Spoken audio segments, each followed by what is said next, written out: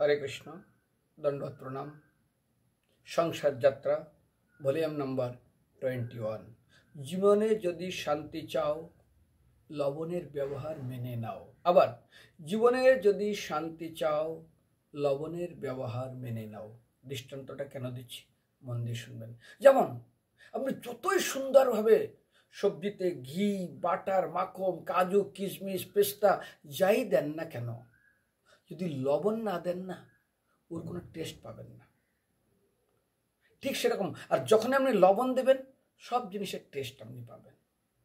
কিন্তু লবণ দাম সবচেয়ে কম।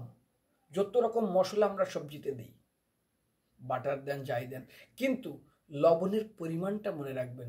যদি পরিমাণ আপনি বেশি দেন এমন হবে লবণের টেস্টের সমস্ত বস্তুর টেস্টটাকে একদম নষ্ট করে দেবে। এখন দিয়ে ফেলেছেন লবণ বেশি, কমাবেন কি করে? জল ঢালবেন। আর যদি জল ঢেলে দেন তাহলে কি হবে? সব টেস্ট নষ্ট হয়ে যাবে।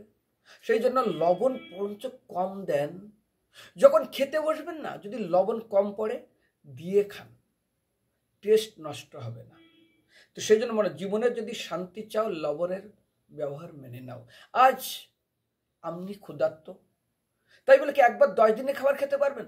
শগুন একবার খেয়ে কতদিন থাকে, সাপ একবার খেয়ে কতদিন থাকে, ব্যাঙগুলো একবার খেয়ে কুম্ভক করে তারা মাটির নিচে থাকে, ঝিনুকগুলো মাটির নিচে থাকে, কচ্ছপগুলো একবার খেয়ে তারা মাটির নিচে কতদিন থাকে? আপনি পারবেন না। আজকে খেতেই কাল সকালে গোডাউন খালি, আবার দৌড়াবেন খাওয়ানোর জন্য।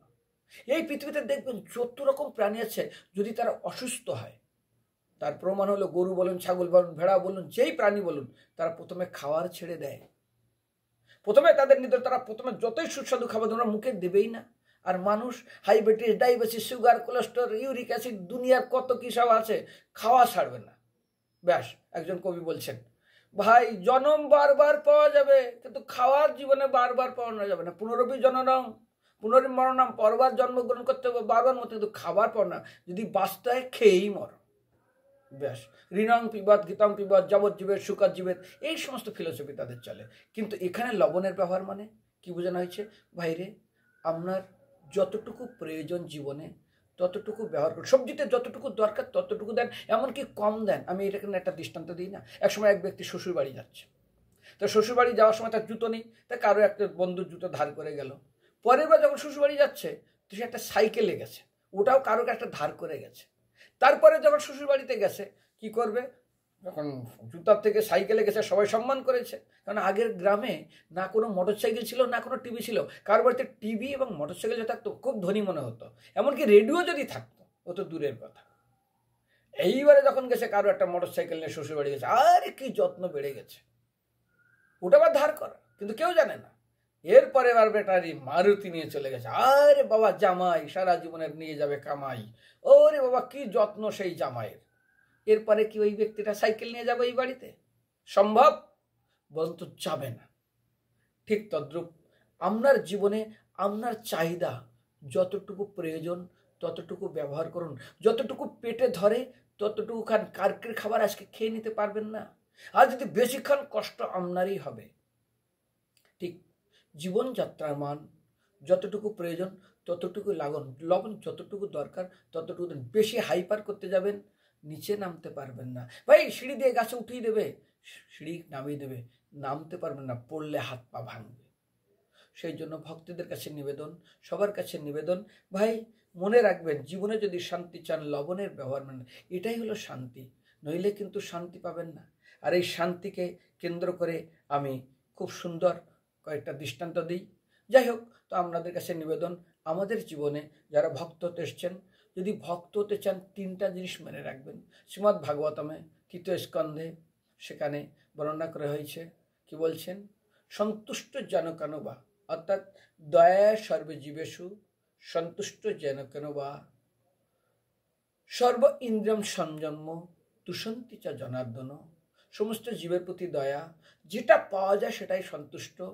আর ইন্দ্রিয় সংযম যিনি করতে পারবেন তিনিই মাত্র ভগবানকে সন্তুষ্ট করতে পারবেন, আর তিনিই একমাত্র সংসারে শান্তি পাবেন। কিন্তু যদি লবণ বেশি দিয়ে দেন নামাতে পারবেন না, টেস্ট নষ্ট হয়ে যাবে, আপনার জীবন সমাপ্ত। ছেলে মেয়েকে বেশি আদর করে বাদর বানিয়ে দিবেন, তারপর যখন আপনি শাসন করতে যাবেন, ভাইরে মনে করবেন আপনি কষ্ট পাবেন না। একসময় এক রাজা, তিনি বানর পুষেছেন, যখন সিংহাসনে বসতে যায় না, বানরকে দুটো চাবুক মেরে সিংহাসনে বসে। মন্ত্রীরা বলছে, রাজা আপনি এত নিষ্ঠুর কেন, অকারণ কেন চাবুক মারেন? রাজা চাবুক মারল না, পরের দিন রাজার দিকে 2 হাত এগিয়ে গেছে। তারপর দিন চাবুক মারল 4 হাত এগিয়ে গেছে। তারপর দিন চাবুক মারলো না, আরে রাজার সিংহাসনে বসেছে। তারপর দিন চাবুক মারলো না, রাজার মাথায় গিয়ে বসে গেছে। রাজা চাকু বের করে চাবুক 2টা মেরে দিল, ঠিক আগে গিয়ে বসে গেল। ঠিক শাসনদণ্ড অবশ্যই রাখবেন। গরুকে কন্ট্রোল করতে কি লাগে দেখেন কি না, মুখে। আমরা দেখি নাকে দেয় ষাঁড়কে কন্ট্রোল করতে, ঘোড়ার মুখ চঞ্চল, মুখে দেয়।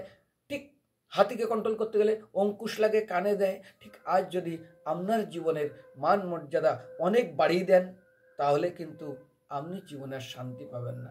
হরে কৃষ্ণ, ধন্যবাদ।